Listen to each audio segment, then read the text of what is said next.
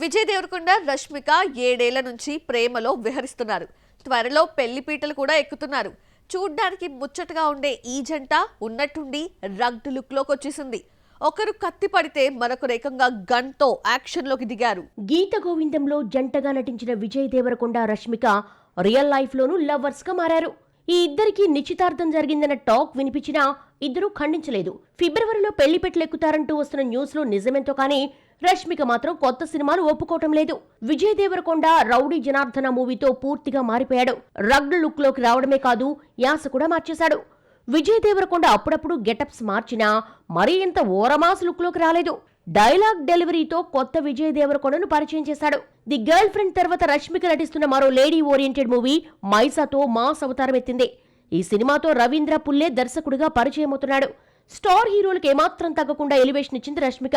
Rowdy జనార్దన్గా Vijay, మైసాగా Rashmika ఒకేసారి mass అవతారం ఎత్తడం కొత్తగా అనిపిస్తోంది. లవర్స్ ఇలా ప్రీ ప్లాన్డ్ గా మాస్ మూవీస్ చేస్తున్నారా ఏంటి అన్న చర్చ మొదలైంది. క్యూట్ గా ఉండే జంట రఫ్ అండ్ టఫ్ గా ఒకేసారి మేక్ ఓవర్ కావడం విశేషం. త్రివిక్రమ్, అల్లు అర్జున్ కాంబినేషన్ లో సినిమా ప్రకటిస్తే ఏడాది తర్వాత అటకెక్కింది. ఇదే సినిమాను ఎన్టీఆర్ తో ప్రకటించారు మేకర్స్. అయితే ఇప్పుడు ఈ కాంబినేషన్ కూడా అనుమానమేనట. ఇంతకీ గురూజీ తీయాలనుకున్న mythological movie god of war కథ మళ్ళీ బన్నీ దగ్గరకే వచ్చిందా? దేనితో మొదలయ్యావో అది నీతోనే ఉంటుంది అని అత్తారింటికి దారేదిలో పవన్ బ్రహ్మానందంకు ఓ వరమిస్తాడు. బ్రహ్మీ కెరీర్ డ్రైవర్ గా మొదలవుతుంది. మళ్ళీ అక్కడే చేరతావని వరమిస్తాడు పవన్. త్రివిక్రమ్ కూడా ఎక్కడ మొదలు పెట్టాడో అక్కడికే చేరతాడనిపిస్తోంది. అలవైకుంఠపురంలో వంటి బ్లాక్ బస్టర్ తర్వాత త్రివిక్రమ్ ఎన్టీఆర్ మూవీ ప్లాన్ చేస్తే వర్కౌట్ కాలేదు. దీంతో మహేష్ తో గుంటూరు కారం తీస్తూ సెట్స్ పై ఉండగానే అల్లు అర్జున్ తో మూవీ ప్రకటించాడు. అప్పటికింకా పుష్ప 2 రిలీజ్ కాలేదు. పుష్ప 2 ఇండియా వైడ్ రికార్డులతో మోతెక్కించింది. ఆ తర్వాత ఏమైందో ఏమో కానీ త్రివిక్రమ్ ప్రాజెక్ట్ ను బన్నీ పక్కన పెట్టి అట్లీకి గ్రీన్ సిగ్నల్ ఇచ్చాడు. అల్లు అర్జున్ అట్లీకి గ్రీన్ సిగ్నల్ ఇవ్వడంతో బన్నీతో తీయాలనుకున్న కథను ఎన్టీఆర్ తో తీస్తున్నట్టుగా ప్రకటించాడు త్రివిక్రమ్. అల్లు అర్జున్ నుంచి సరైన రెస్పాన్స్ రాకపోవడంతో విసిగిపోయిన గురూజీ హీరోను మార్చేయండన్న కథనం పుట్టుకొచ్చింది. వార్ 2 డబ్బింగ్ కోసం ముంబై వెళ్లిన ఎన్టీఆర్ చేతిలో కార్తికేయ బుక్ కనిపించింది. దీంతో గాడ్ ఆఫ్ వార్ క్యారెక్టర్ ను స్టడీ చేస్తున్నట్టుగా హింట్ ఇచ్చాడు తారక్. ఎన్టీఆర్ త్రివిక్రమ్ మూవీ ఓకే అయినా ప్రశాంత్ నీల్ మూవీ పూర్తయితే గానీ ఈ క్రేజీ ప్రాజెక్టు మొదలు కాదు. దీంతో గురూజీ వెంకటేష్ తో ఆదర్శ కుటుంబం స్టార్ట్ చేసి సమ్మర్ కు రిలీజ్ చేస్తున్నాడు. మరి ఏమైందో ఏమో కానీ ఎన్టీఆర్ తో తీయాల్సిన కుమారస్వామి కథను మళ్లీ బన్నీతో తీస్తాడంటూ వార్తలు వినిపిస్తున్నాయి. సమ్మర్ నాటికి బన్నీ నటిస్తున్న అట్లీ మూవీ, గురూజీ తీస్తున్న AK-47 కూడా పూర్తవుతాయి. ఆల్రెడీ స్క్రిప్ట్ రెడీగా ఉండడంతో 2026 సమ్మర్ లో బన్నీతోనే ఈ సినిమా మొదలు పెట్టేస్తాడన్నది లేటెస్ట్ న్యూస్. బన్నీ ఎన్టీఆర్ మధ్య దోబూచులాడుతున్న ఈ మైథలాజికల్ స్టోరీ ఎవరితో మొదలవుతుందో ఏమో. అంతా సెట్ అయి సినిమా షూటింగ్ సాఫీగా జరిగితేనే పట్టాలెక్కిందనుకోవాలి. సాధారణంగా ఆడవారి మాటలకు అర్థాలే వేరులే అంటారు. కానీ రాజమౌళి మాటలకు కూడా అర్థాలు వేరు. సినిమా బాగుందని రాజమౌళి అంటే బాగోలేదని అర్థం చేసుకోవాలా? మోస్ట్ సక్సెస్ఫుల్ డైరెక్టర్ అనిపించుకున్న జక్కన్న బయట సినిమాలను ఎందుకు జడ్జ్ చేయలేకపోతున్నాడు? Watch the story. వరుసగా 12 హిట్స్ ఉన్న దర్శకుడు మరొకరు లేరు. ఎలాంటి కథ ఎంచుకోవాలి, ఎలాంటి సినిమా తీయాలి, మార్కెట్ ని ఎలా పెంచుకోవాలో రాజమౌళికి తెలిసినంత మరొక దర్శకుడుకు తెలియదనే చెప్పాలి. ఎప్పటికప్పుడు జనరేషన్ కు నచ్చిన సినిమాలే అందిస్తూ దర్శక ధీరుడు అనిపించుకున్నాడు. అయితే బయట సినిమా చూసి బాగుందని చెప్పితే మాత్రం ఆ మూవీని అనుమానించాల్సిన పరిస్థితి వస్తోంది. అవతార్ 3 విషయంలో ఇదే జరిగింది. RRR ఆస్కార్ అందుకోవడంతో పాటు ప్రపంచ దిగ్గజ దర్శకులు జేమ్స్ కామెరూన్, స్పిల్బర్గ్ ప్రశంసలు అందుకుంది. జేమ్స్ కామెరూన్ అయితే ఎక్కడికి వెళ్ళినా రాజమౌళిని మెచ్చుకోకుండా ఉండలేకపోయాడు. అవతార్ 3 ప్రమోషన్ కోసం జేమ్స్ కామెరూన్ తో రాజమౌళి చేసిన వర్చువల్ ఇంటర్వ్యూ వీడియో వైరల్ అయింది. రాజమౌళి మాట్లాడుతూ సినిమా చూస్తున్నప్పుడు చిన్నపిల్లవాడిని అయిపోయానని, అద్భుతమంటూ తెగ మెచ్చేసుకున్నాడు. దీంతో దర్శక ధీరుడే ఇంప్రెస్ చేసిన సినిమా ఎలా ఉంటుందో అంటూ ఆసక్తి పెంచుకున్న ఆడియన్స్ కి నిరాశే మిగిలింది. అవతార్ కంటే అవతార్ 2 తెలుగులో మంచి వసూలు రాబట్టింది. తెలుగు రాష్ట్రాల్లో దాదాపు 100 కోట్ల గ్రాస్ కలెక్ట్ చేయగా అవతార్ 3 మాత్రం 5 రోజుల్లో 20 కోట్లతో సరిపెట్టుకుంది. అవతార్ 2 కలెక్షన్స్ తో పోల్చితే అందులో సగం కూడా వచ్చినట్టే లేదు. అవతార్ ఫైర్ అండ్ యాష్ రాజమౌళికి నచ్చిన తెలుగు ఆడియన్స్ ని ఇంప్రెస్ చేయలేకపోయింది. రాజమౌళిలో కథ కూడా లేకపోయినా తండ్రి విజేంద్ర ప్రసాద్ ఇచ్చే చిన్న స్టోరీ లైన్ ని పట్టుకొని అద్భుతమైన స్క్రీన్ ప్లేతో అల్లుకుపోతాడు. ఇంతలా తన కథలను, సినిమాలను జడ్జ్ చేసే జక్కన్న బయట సినిమాని అంచనా వేయటంలో ఫెయిల్ అవుతున్నాడు. ఆయనకు నచ్చిన బయట సినిమాలు చాలా వరకు ఆడియన్స్ ని నిరాశపరిచాయి. కరణ్ జోహార్ కోసం బ్రహ్మాస్త్ర ప్రమోషన్ బాధ్యతను రాజమౌళి తన భుజాలపై వేసుకున్నాడు. అసలు 2016లోనే అయాన్ చెప్పిన బ్రహ్మాస్త్ర కథ ఎగ్జైట్ చేసిందని సినిమా గురించి గొప్పగా చెప్పాడు జక్కన్న. అయితే రాజమౌళి చేసిన భజన స్థాయిలో బ్రహ్మాస్త్ర లేదు. రాజమౌళి గతంలో ఇలాగే మహేష్ 1 నేనొక్కడినే సినిమాపై ప్రశంసలు కురిపించాడు.